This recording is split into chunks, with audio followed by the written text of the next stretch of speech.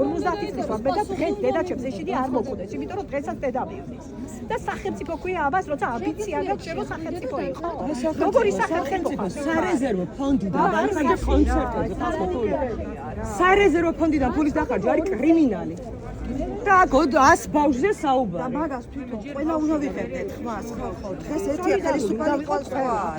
ყველა ერთად უნდა მოვიყოთ ხმა ამის გულისთვის რაცაა ბიუჯეტი ეს ყველა საქმეზე რომ იდგეს ყველა ერთმანეთის ახლობლები აღმოჩნდებით შევხვდებით ხალხო და შეგწყვებათ ერთმანეთის დანახვას